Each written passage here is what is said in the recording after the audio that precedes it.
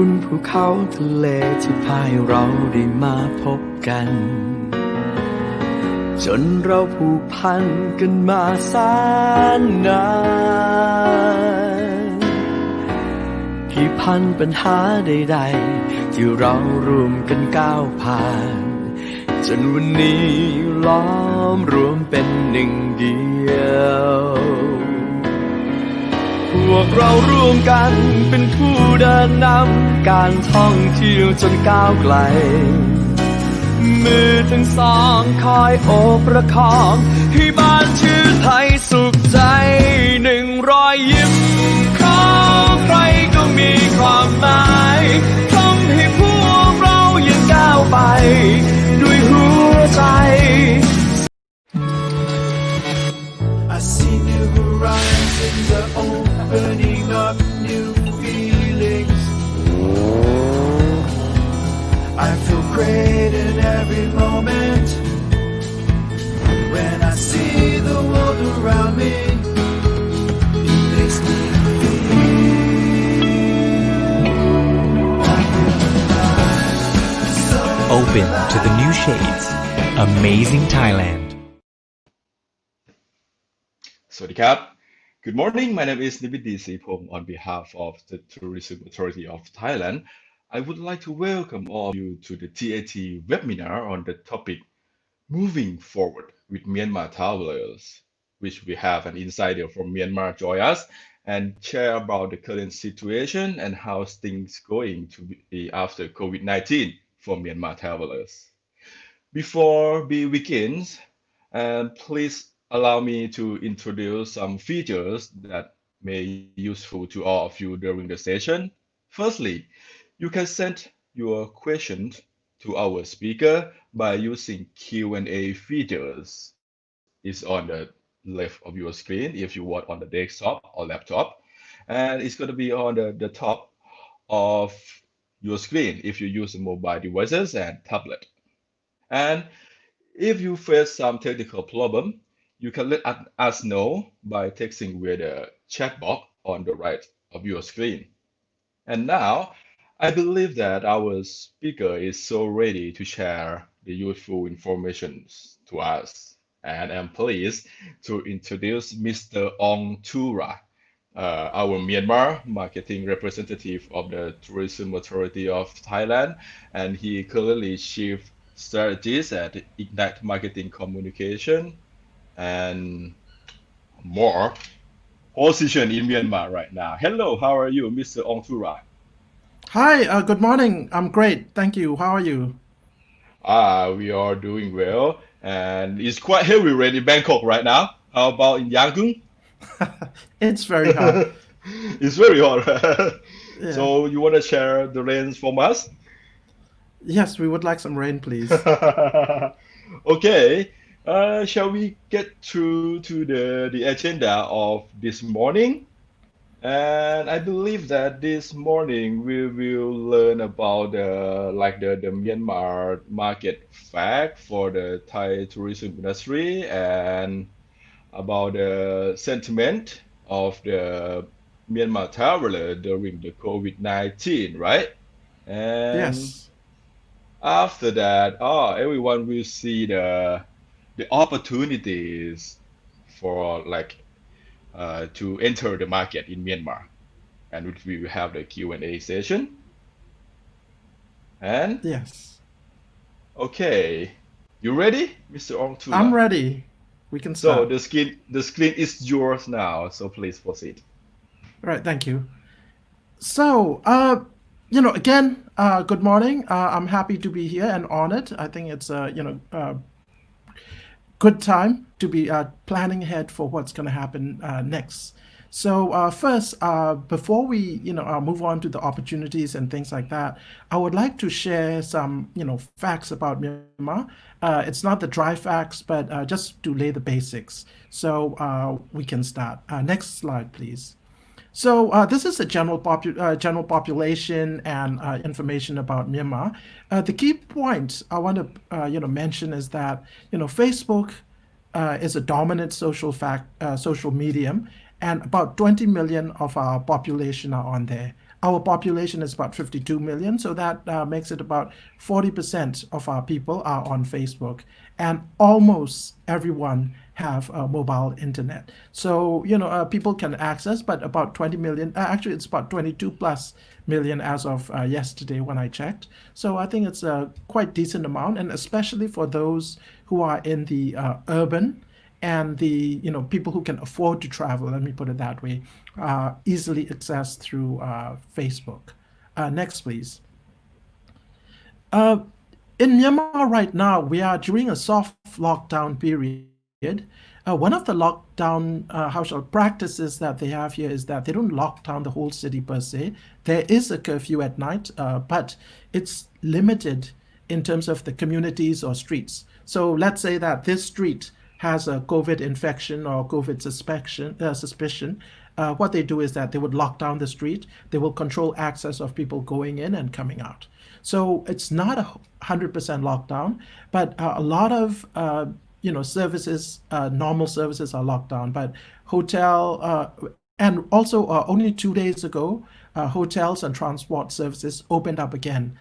So we're kind of hoping that the trend would continue. As of today, we have about, I think, 180 confirmed infections. But then, if the number seems a bit low, I think one of the reasons is that the number of tests that we carry out is relatively low. Also, that's why the numbers are low. But that said, it seems to be managed to a certain degree. Also, there's a limit of 5-person congregation, meaning that more than 5 people cannot congregate in one place. Otherwise, there are laws against that. So, we are going with community lockdown. Next, please. And there's a lot of concern, as in a lot of other places, for the effects of COVID, and in Myanmar. And I mentioned this because this affects our tourism industry, not only the inbound but the outbound agents who send guests to Thailand are also affected. So the government has started giving out loans to travel agencies that are both inbound, outbound, hotel tourism industry, received some funds right before Songkran or Thinja, before that time. And then what also happened is that they launched this CERP or CERP. And this one has about $2 to $3 billion, and it covers a wide sector of areas. But it's not only tourism. Then now it's going into other industry, etc. So this one is a little bit distributed, but the early one, and there's one fund which is very much helping out the tourism industry. So I think it's something good for us that the government is not allowing the tourism sector to be affected too much by it. But right now, tourism, because of almost zero travel, they are affected. In a way, they are suffering. When I talk to my friends who are travel agents, so this SERP is, it's recently announced, and it's generally viewed as positive. I think the only thing is that the industry is basically saying that we want more, and we'll see what happens with that. So next, please. So one of the tough decisions, the reason I'm using this image is that on the 18th of May, Parliament will reopen again. And, that'll be the test, so to speak, that if Parliament opens smoothly, there are no major infection numbers. About 2 days ago, we had about the highest number of infections in one day, which is about 14 people. So if the Parliament sessions are progressing normally, I think that will set the tone for the rest of the country, where everything else will slowly open again. But it's something that we have to wait and see, which is about 7 days. The other thing also is that all points of entries or exits into Myanmar are still closed until the end of the month. Right now, there are quite a few repatriation flights out of Thailand, Europe, Middle East, Japan, Korea. So a lot of people are coming back into Myanmar right now. So the wave is still, I mean, incoming, not the COVID, incoming wave is still continuing. So next, please. So what does it mean for for us, and us meaning what does it mean for TAD? What does it mean for outbound travelers? Is that the government needs to give us a fairly clear guideline, guidance on how when things open, how it'll open again. Because as I was saying, the 18th is an indicator, but if the government doesn't give all clear signal, then it'll still be people will still be afraid to travel. And I'll share with you some data. We just ran some research about 2 weeks. No, I mean not even 2 weeks, about last week, and I got very fresh data, and I'm sharing it with you today. So I'll talk about that in a minute. The other thing is entry into Thailand is for Myanmar people. There are two key barriers. One of them is need a very clear COVID clearance, I guess, certificate. And the issue in Myanmar is our tests ability to test COVID is still limited, so very few hospitals offer that service. We can get it, but it's about if it's just for fever and general symptoms check, it's relatively inexpensive. But if I need a very COVID specific test clearance, then it's about $100, I'm told. The other thing is the $100,000 insurance also is not everyone sells. So only limited insurers are giving that travel insurance, and that would also limit the Myanmar people to for travel for especially for leisure. I mean, if I have a medical condition that needs to be treated, then I would pay for that. But then if it's leisure, then it puts a bit more barrier to their ability to travel there. So we will see how it goes. But the key thing, if you are interested in the Myanmar market, is look out for May 18, where if Parliament opens again and things slowly open, then we are on a positive track. So this summarizes the first part of my presentation. This one talks. So next, we will talk about the traveler sentiment. Next slide, please. So I just want to share with you this slide first because I'm using four research from 4 periods to share with you information about Myanmar.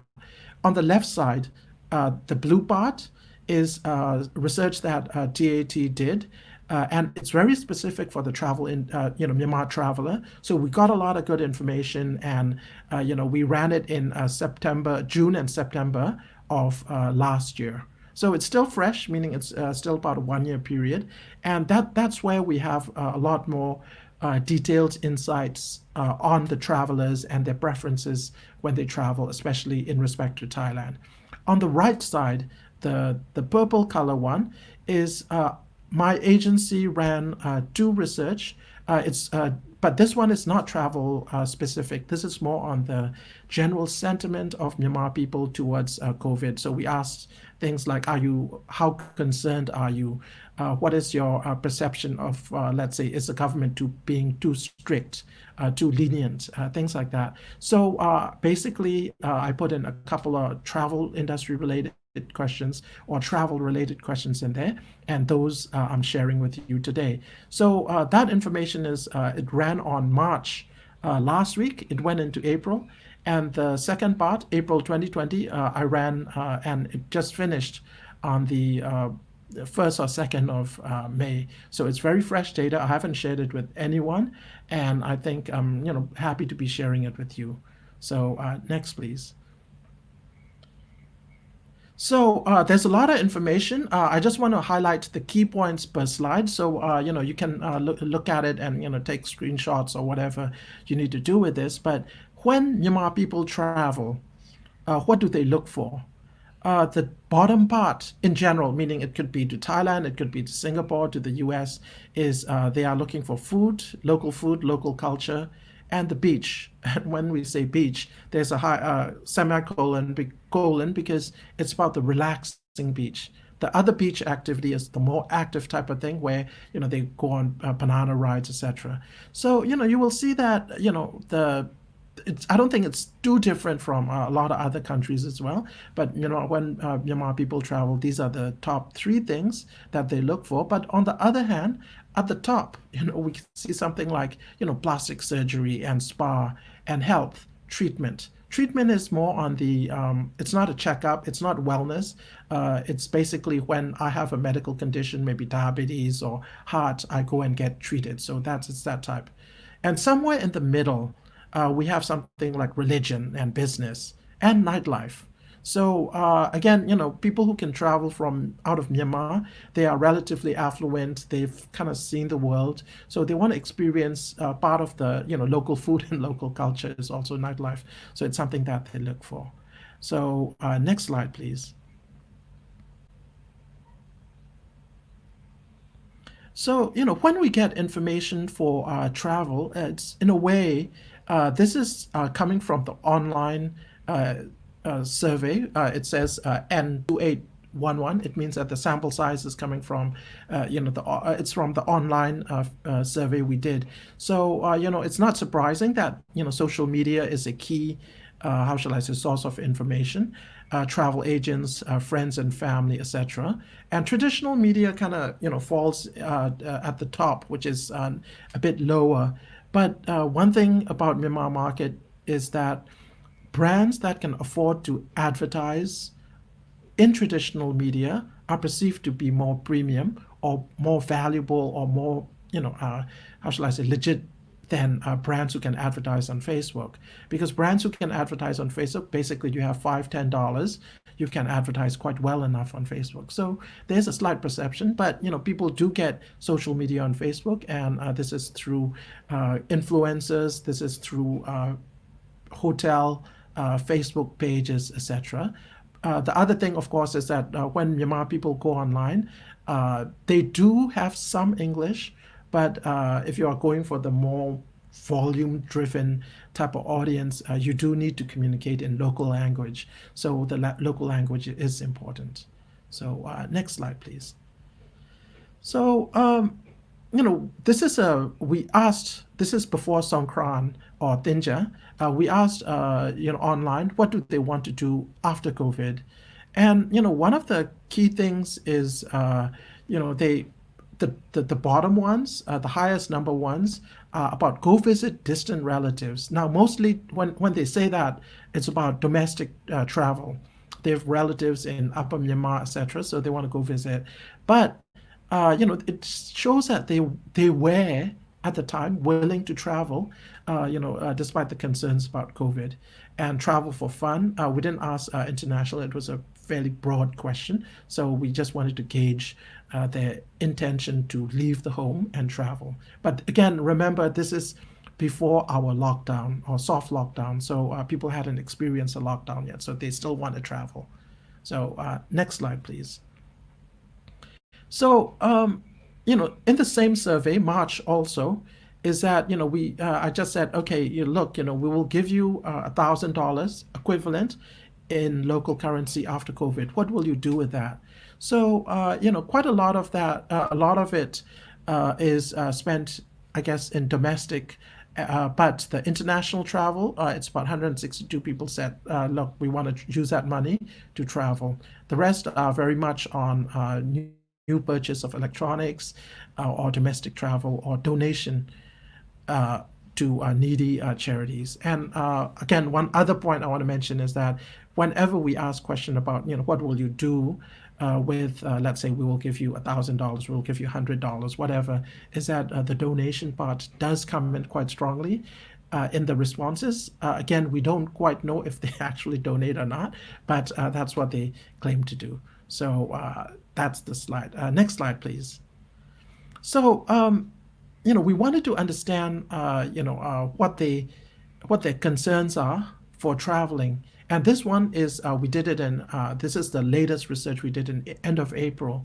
So for domestic travel, we asked, whether they agreed or not about whether they are fearful in traveling. So domestic travel, the one on the left side, is they are a little bit neutral meaning they are not too afraid, they are not too concerned about domestic travel so much. But on the right slide is that while we do have neutral responses, people are afraid of international travel.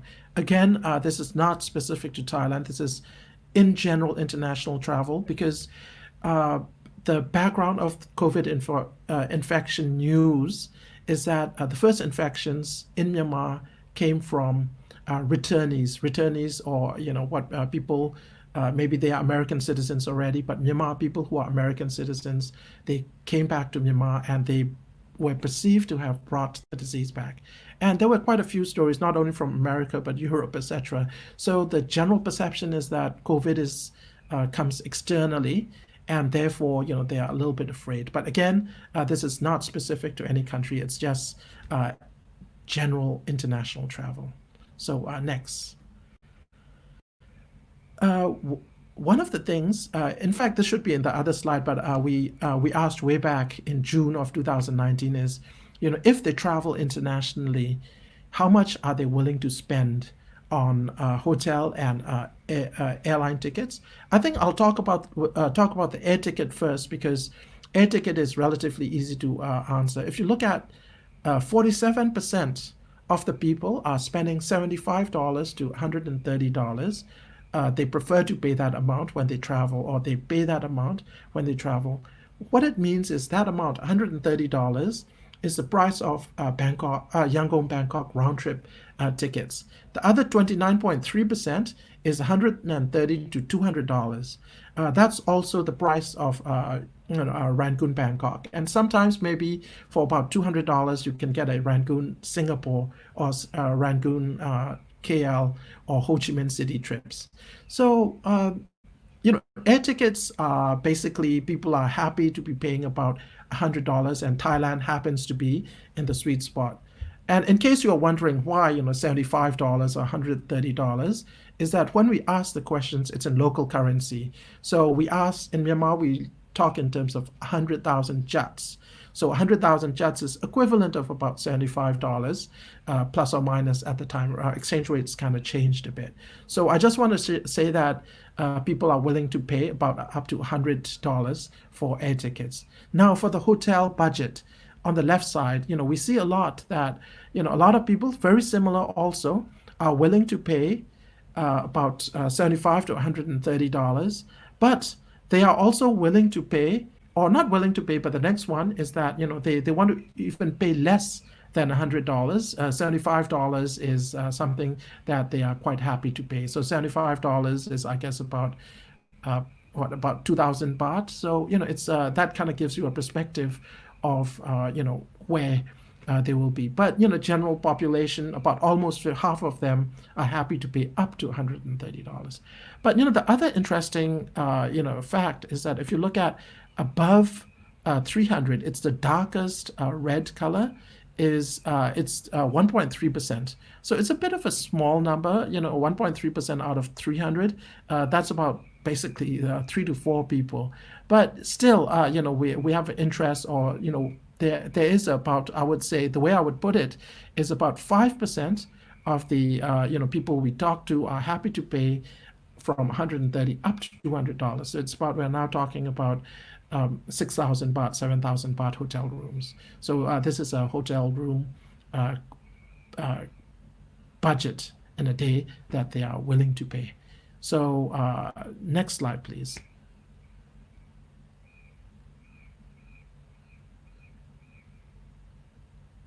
Next slide, please. Okay, thank you. So after COVID, this is again at the end of April, only a couple of days ago, we asked where they would travel after COVID, and Thailand is number 2 there. South Korea, I don't know why.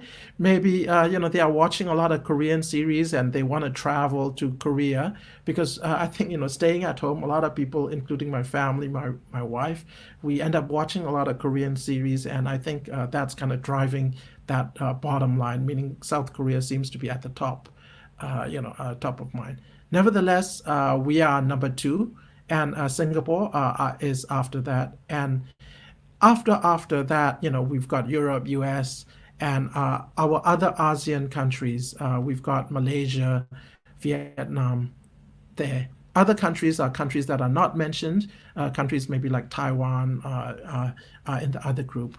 So, generally for outbound international travel after COVID, the intention to travel is quite strong for Thailand, I would put it that way. Next, please. So, this question is again going back to the planning period. So first, I would say that people are interested in traveling to Thailand. How long will they plan to travel? Myanmar people, I guess, don't seem to plan very long term, meaning it's on more on the spur of the moment. 61% or 62% of the people will only have a 2 to 4 weeks of planning for their international travel, especially to Thailand, where it's a visa free entry. Countries with visa requirements take a bit longer in Asia. Maybe if I go to South Korea, then I would have to plan ahead a little bit more than I would go to Thailand.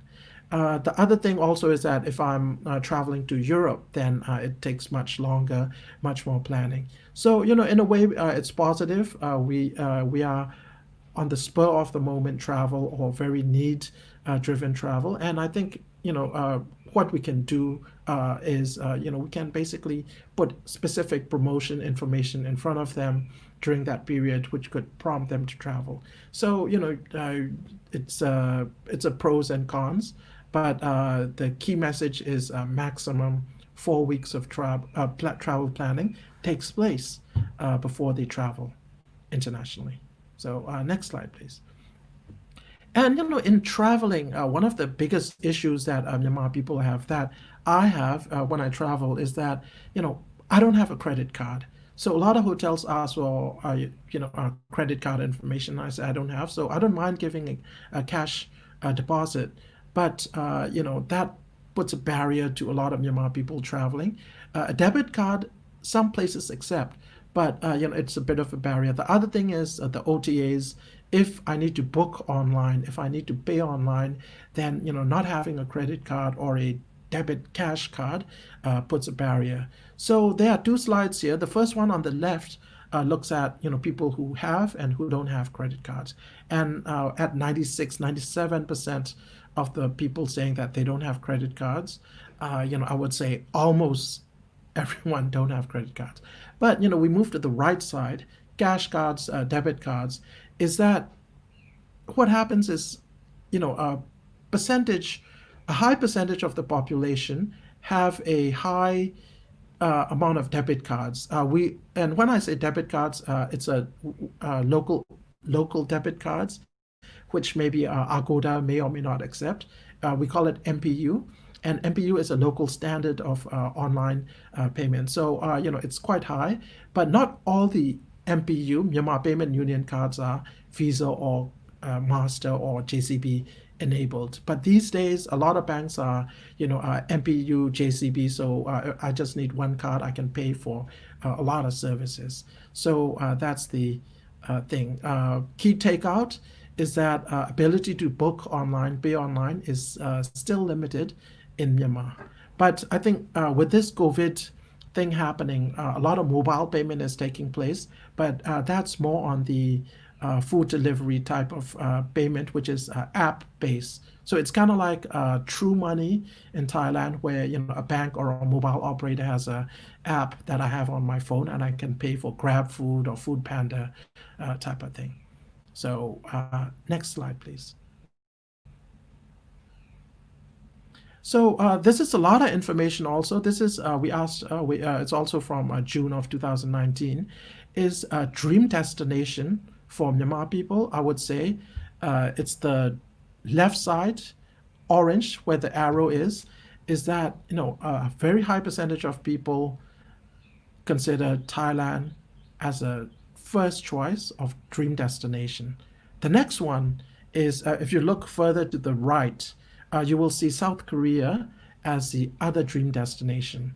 So, at first, we were thinking that our hypothesis was that, oh, Myanmar people, only the people who have money will go to South Korea type of thing, or people who want a bit more luxury travel. But even for those for so Thailand, with this slide, I'm kind of understanding that even the people who are on budget, but also people who have money, meaning people who are willing to pay for hotels, pay for services, are looking at Thailand as a dream destination for a holiday. So the brightest orange spot is first choice, second choice.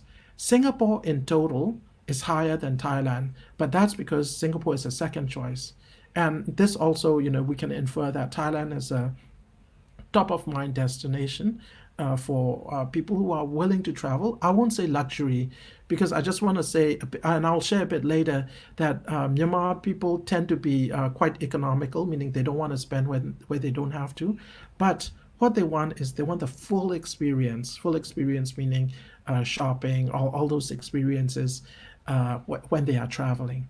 So they will try to maximize their value out of travel. And I'll talk a bit more about that a bit later. So next slide, please. So, we looked at what Myanmar people would like to do in general when they travel abroad. This is this is part of the June research, which means that we ask very detailed information, and I would say this is more relevant to us in this period. So when we look at this data, we see that shopping is a most important activity, but it's they don't they visit Thailand for shopping, but for other things as well. So shopping is very important, and one of the things that we our travel agents request when they go on fam trips to Thailand is yes, hotel inspections are important, but one of the things is please give us some time to look at the shopping, and yeah, I think they do want to shop also. So shopping is important. Eat local food is also very important for Myanmar people. And when I say eat local food, they are not necessarily, I would say, looking at Michelin star or things like that. They are very happy with the Thai street food, what you would consider street food, meaning sticky rice, a barbecue chicken, barbecue pork, sticks, satay type of thing. So it's that, but it's also, of course, the higher premium foods as well. But I'm saying that the eat local food is very important. Oh, one other thing, shopping is, again, when we say shopping, yes, Myanmar people will go to places like Emporium, Paragon, high-end shopping mall, Central, or but the place that they usually want to go is it's places like Big C, it's places like Tesco, where they have a very value for money. There are food courts there. They can eat the food. So, it's a bit of a mixed thing. They would go for the higher end shopping if they are looking for some specific things. But if not, they would be very happy to shop in Big C. And I think the Big C in front of Central World is one of the top destinations for Bangkok travelers. Is that it's one of the must-see places. So it's shopping, but it's more on the Big C type. And the other one, relax at the beach. There are two types of beach activities. One is relax at the beach, and one is the active beach. The relax at the beach is we go to the beach, we sit by the beach, we sit down, we swim. Maybe we don't suntan. Myanmar people don't want suntans. Is that they would just chill. So they are looking for a chill beach holiday or relaxing thing there. So the top interests are the top the things at the bottom. But the other interesting things, the second yellow highlight is that go for health checkups, beach activities, adventure hiking is do make up a bit. But generally we have quite smaller number of adventure interested travelers or beach active beach. Active beach is, I think I may have mentioned, is they go to the beach, they go on banana boat rides, they go on parasailing, they go on canoeing, etc. So that's the difference.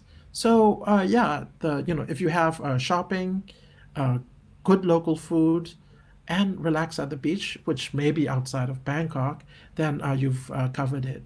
So that's what they're looking for. Next slide, please. So, when they travel, who do they travel with? And, I think, sorry, when do they travel? When they travel, is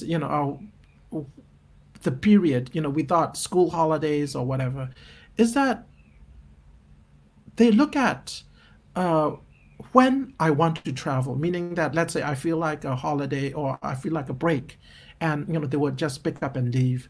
So in a way, it's quite consistent with the previous slide, which says that they don't have much planning. They have about 2 to 4 weeks of planning, and they just pick up and leave for their holidays, and it may be domestic places also, but it can be Thailand as well. The other highest place travel is public holidays, which is the second one, and that's something that a lot of people travel. In fact, without COVID, 2020 would have been a very heavy holiday year for Myanmar. So I think that's unfortunately missed opportunity, but people traveling during the holidays is there. But anyway, I think trends after COVID would have changed. I guess everyone's talking about a new normal, and we have to pick that up when we after COVID. So this is in June of 2019. More than half say that they will travel when they want to travel, when the mood strikes them. So again, we need to have a message in front of them quite consistently, product promotions, very specific, attractive, uh, interesting things for them to buy into. So next slide, please. And who do you want to travel with? Can you go back? Yes. Who do you want to travel with? Who do you want to travel with is a high percentage, which is about 33.3, say that they travel with friends. And the second part is, you'll see that the wording is a little bit my wife and children, my husband, my wife, my parents and siblings. So I would say that, there's quite a lot of overlaps. But there's definitely a high percentage of family related travels. But, the other one is friends, a bunch of friends traveling. Uh, there are other indicators also. At the bottom, we have this my co-workers, people I work with travel. That's about 1%. So it's a very low number. But, the other thing is that, with my girlfriend, boyfriend travel is about 7 to 7.7%. So couple traveling, uh, friend traveling is quite high. So the way I would characterize this slide is that there's a very strong family related travels, but the friends traveling with friends travel is also quite important as well. And I think that means that when friends travel, the type of accommodations, the type of rooms they need is, maybe, the extra bed becomes quite important, meaning if there are more than three people traveling. So one of the, I guess, challenges of both family travel and traveling with a bunch of friends is the number of people in the group are a bit awkward. So you may get something like five people traveling, and then suddenly you may need a room with three people and two people. So and that's been mentioned several times. So we're not saying that we want the extra bed free, but they're just saying that make it easy for them to get that extra bed in, or have places, rooms that have easy three-bed rooms, for example. Again, I understand the limitations, but it's something that people look out for when they are traveling in bigger groups, etc. So yeah, this slide talks about who they want to travel with. Next slide, please. So once they are in Thailand, and we digged in quite detail much of where they want to go when they go to Thailand, and Bangkok remains the top destination, but Pattaya also.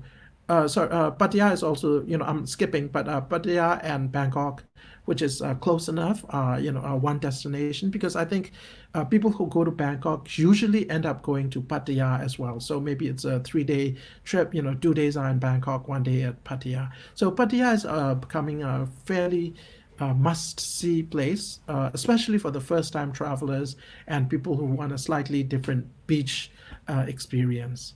But then, the interesting thing is Phuket is also a very, interesting or desirable destination for them.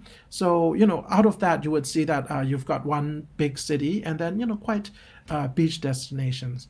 And then we have Chiang Mai. Again, before COVID, I think Yangon, Chiang Mai had direct flights flying. The other places are Mae Sot is it's at the border with Myanmar. So this one I doubt is something that they would fly to. It's something that they would go through the local land border. And people go Mesa and Mesa, both of them are land crossings. So this is places where Myanmar people go. They would drive for about 8 hours, and then they would go and be in Thailand. They could shop, sleep a night or two, eat food, shop, go to Big C, go to places like the home stores and home appliance. And I'm trying to remember the name of that big store which sells all the home appliances. So they would go there and buy those things, and they would bring back. So land crossings are there, and then on the top we have something like Krabi, Rayong, Ranong, Hua Hin is there. So one of the opportunities also is that Hua Hin is something that people see, but somehow the perception is because it's slightly further away from Pattaya, so they would maybe hesitate to go to Hua Hin, but I think Hua Hin has changed a lot. And on the top, we've got Chiang Rai, Koh Samui, etc., going there. And there are some destinations at the top, which is like Pai and Mae Hong Song, which is a bit surprising for me that they would know these places in the first place. Kanchanaburi, by the way, is very cool place for people to visit. The river, the all the activities, and when I visited it with my family, Kanchanaburi, my son enjoyed it a lot. I enjoyed it a lot also. So I think Kanchanaburi is some things there. So to summarize, I think most of the people are in Thailand because of Bangkok and Phuket and Pattaya, and then after that it's Chiang Mai, and the other cities, towns are of other interests. So next slide, please. And we also asked, if money is an issue. Money and time are not an issue. Where would you go? Sorry, can you go back one slide, please? Yes, thank you. Okay, if money and time are not an issue, where would you go? Meaning, I thought maybe some places, it may be a bit expensive, so they want to go, but they don't go.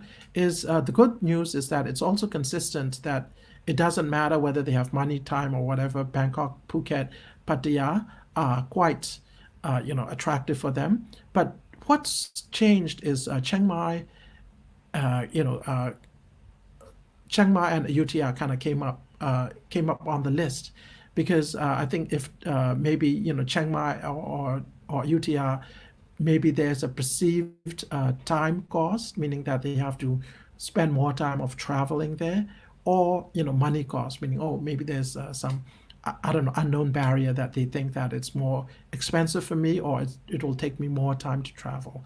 But those are opportunities as well. On the top, it doesn't change too much, but it's just the volume driver for us is at the Bangkok, Phuket, Pattaya, Chiang Mai would be the volume drivers for us. So next slide, please.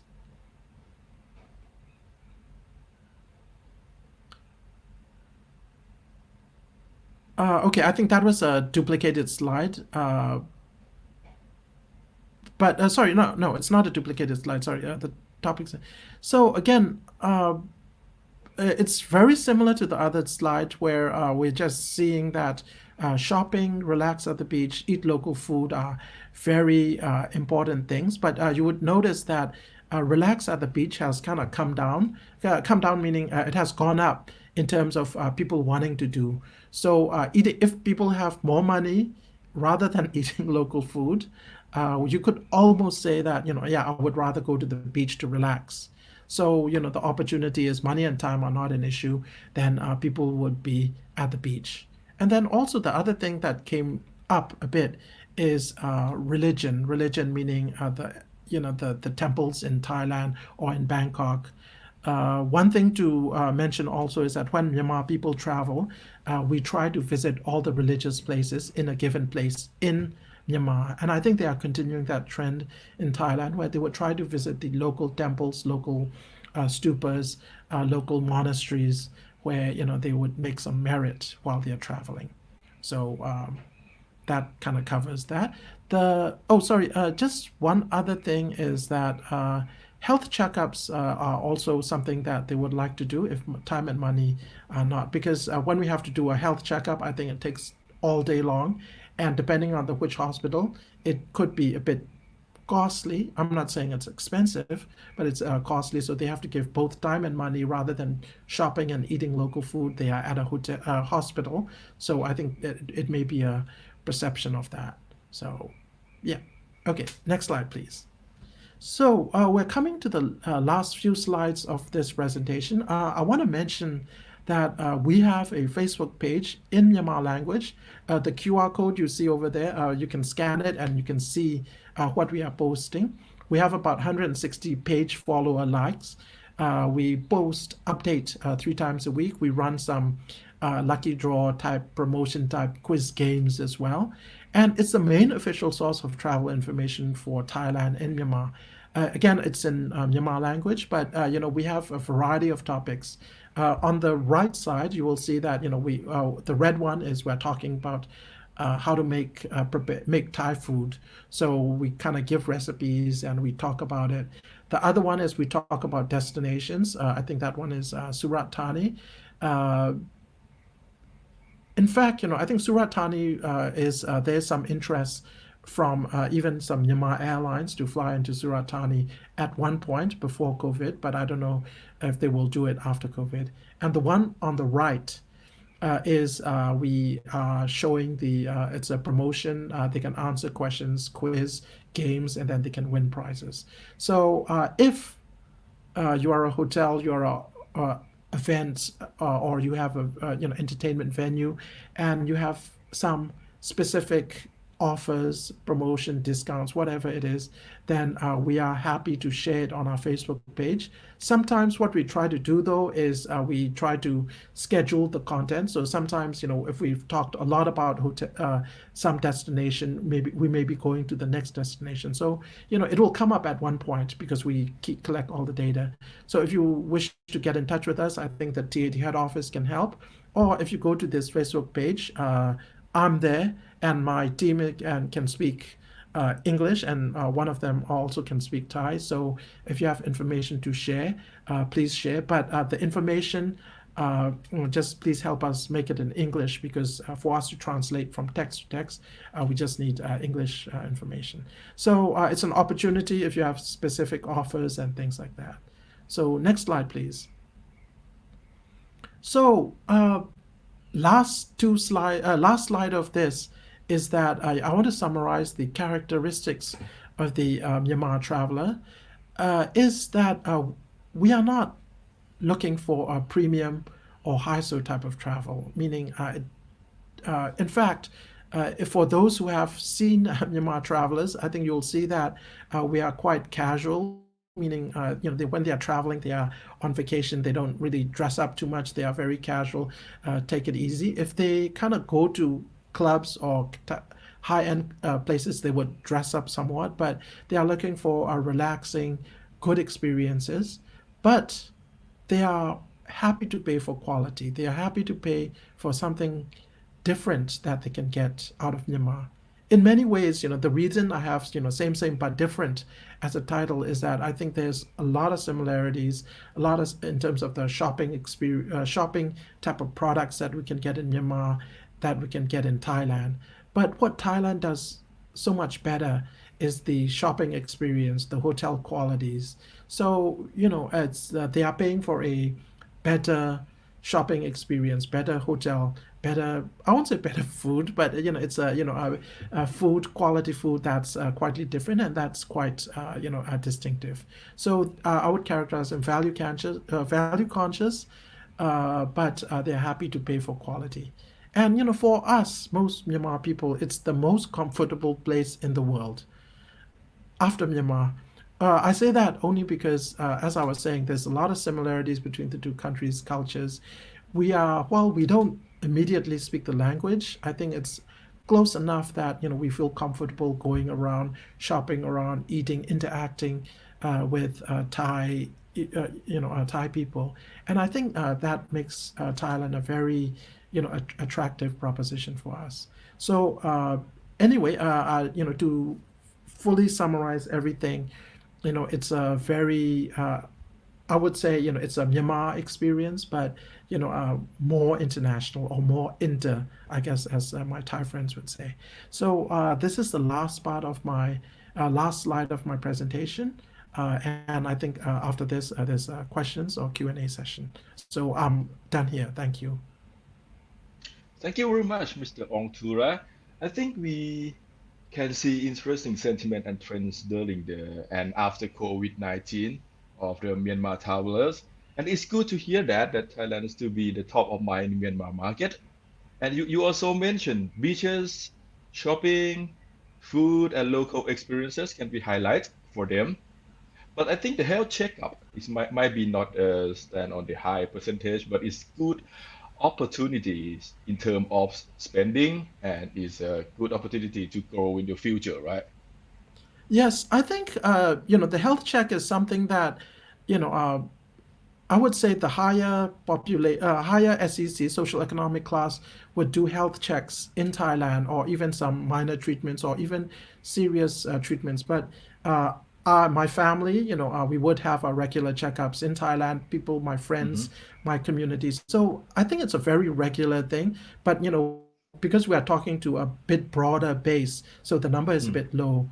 But mm, it's an opportunity for most people. The only thing I would say with the health check is it has both a time and it's a time cost for us, meaning that oh, I could be going out shopping or eating Thai food, and I'm spending time in the hospital. So I think that's the only yeah. thing where people are not. In terms of pricing, it's okay, meaning it's a little bit expensive than Myanmar, but I think the experience we get out of Bangongrat or even the other Mm. hospitals is so much better, the waiting rooms and things like that. So it's a great opportunity. All right. So I think we have some question from our audience this morning. So shall we proceed on to that? Yes, please. All right. And we have 4, 5 question. And shall we start with the most number of voted question? Okay. Our Now team, it's time. please show it, please. Ah, the question is, as a hotel and never know the Myanmar market before, could you suggest where should we start? I think the key thing is about awareness and proximity to shopping. Again, in a Mm, way, we are a bit too focused on shopping, I think. For mm-hmm, example, and I don't mean to, say things about hotel. There's a small hotel on Sukhumvit 24. mm, If I It's called 24 in.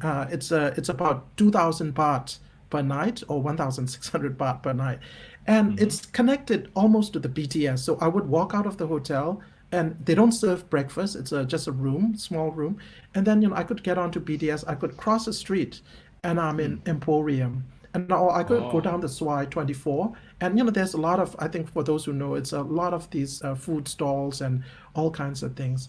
So I think that centrally located or connected to or shopping places is very attractive for Myanmar people. That's mm-hmm, why hotels in Patunam, I think, have a higher number of visitors. Also, places like I just talked about 24 Inn, but there's like Emporium, Emporium meaning the Emporium at the service apartment hotel type of thing, which is attached to the Emporium shopping mall. That's also quite, people want to go live, stay there. So one mm, is proximity to shopping and food. So if mm, your hotel is located in something like that, it's a very good selling point. If your hotel is close to places like night markets, that's mm, also very attractive as well, especially the train night market or a couple of those night markets there. But not only in Bangkok, it can be in Chiang Mai also. Chiang Mai, mm, hotels near night markets, or for example, hotels in Patong. mm-hmm, I think that's great. There's food, there's everything in one place. So that's the proximity to shopping. But for hotels that are not proximity to shopping, is the other things. food or other experiences that they are looking for would be good. But the key thing is word of mouth is also quite important. Mm, mm, Uh, I will briefly summarize by saying that having KOLs, they one of the Sukhumvit Swa 11 hotels was visited by a relatively famous couple, and then that hotel started to get quite a lot of Myanmar visitors because they put a live video of the jacuzzi, in-room jacuzzi up there. So I had to go see that place also. But in terms of answering this question is if you can create awareness and the mm, things I talked about, about be a bit flexible in terms of extra beds, or just make it easy when they come that hey, okay, extra bed, do charge for breakfast, but make it easy to book.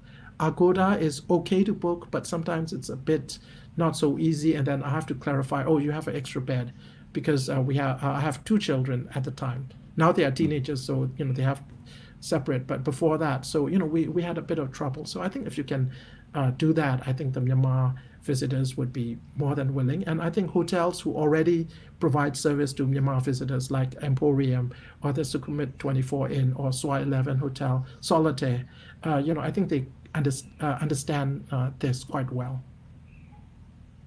All right. So location is important. It's number one. Accessibility, close to the fabric activities is another thing. And the price is might not be luxury, right? It's like normal things, 3 star, 4 star with a good facilities and good location. So, and Yes. next question, please. Ah, when I think they mean the months of the Myanmar people travel. How is booking channel, OTA, agent, or what? Could you please explain on this question, please? Okay, I will answer the second part first, where they booked.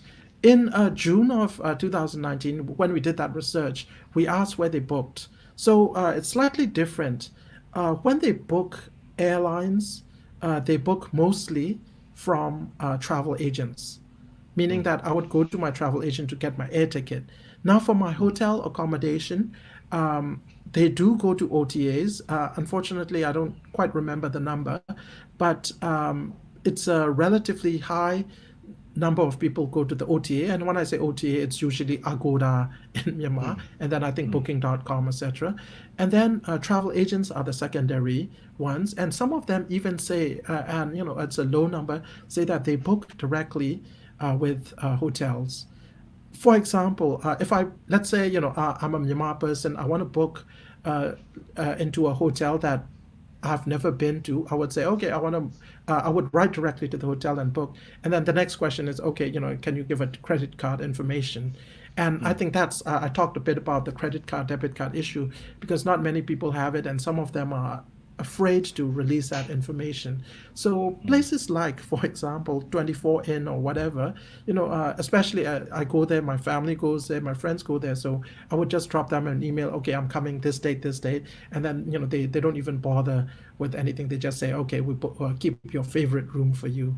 So mm, coming back to the OTA for rooms, people do book, but people prefer to book directly. So in Myanmar, I think mm, that's maybe one insight is that people would call the hotel directly to book.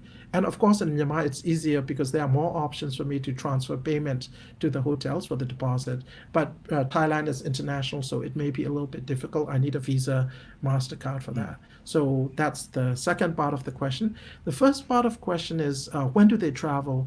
Is conceptually, people traveled, of course, during Songkran would have been a great travel period for us. We missed mm, that.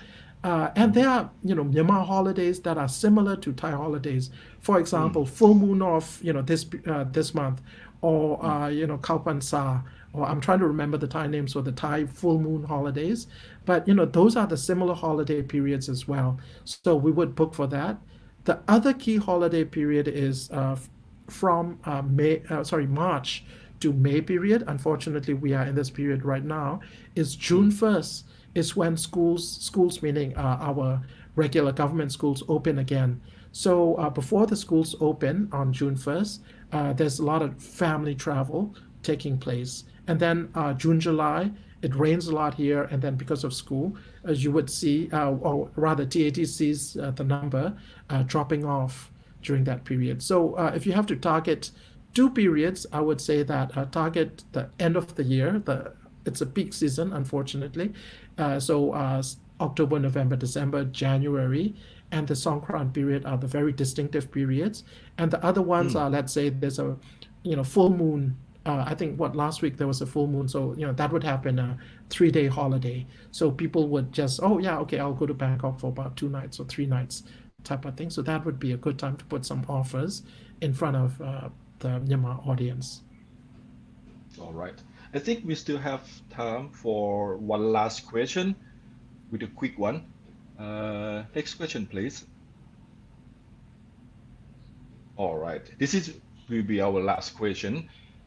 Would Myanmar travelers visit less popular provinces to avoid the cloud after COVID-19, or would they still stick on popular destinations, please? Okay. Um, Unfortunately, and when I say unfortunately, it's for Myanmar people, we are not that afraid of COVID in the All sense that, right. people don't cover up, people are, grouping. It's very tough for the government. But for the certain segments, like me, we are afraid, so we tend to stay at home. So, but that said, is I think the Bangkok type, Phuket, Pattaya would still be popular. But the less popular provinces, it kind of depends. I mean, I would say that, Kanchanaburi has less visitors than Bangkok, but, it's a very cool, meaning interesting destination. So, I think it's a good opportunity for people to get away. And I think the key thing after COVID is I think people just want to get away from their homes. They just too much stuck in the city. There's a domestic 7-day home quarantine. So, people want to travel, want to get away. And I think that makes it opportunity for all. But I think still Bangkok, Pattaya, Phuket, Chiang Mai would be the key destinations that people still go to after COVID. All right. So thank you very much, Mr. Ong Tura, for spending your time with us. I You're think welcome. I think that yeah, it's time to the last session right now. Last question is coming, and for all viewers, so please help us to improve the TAT webinar by sharing your feedback and comments at the questionnaires icon. And TAT webinar will continuously present variety of topic and issues relating to Thailand tourism industry until the end of June. And tomorrow afternoon, we will have the interesting information from India market, and you will learn about the new normal of Indian travelers and how to persuade Indian tourists after COVID-19. And in the evening, TAT New York office, together with the World Torso, will share about the current state of luxury travel and a look at what's to come at approximately 8 p.m. And for more information about TAT webinar, please visit to the website tourismthailand.org/webinar. And for today, I and Mr. Ong Tula would like to say goodbye to all of you and see you again on the TAT webinar. ขอบคุณ สวัสดีครับ Right. Thank you. Thank you very much.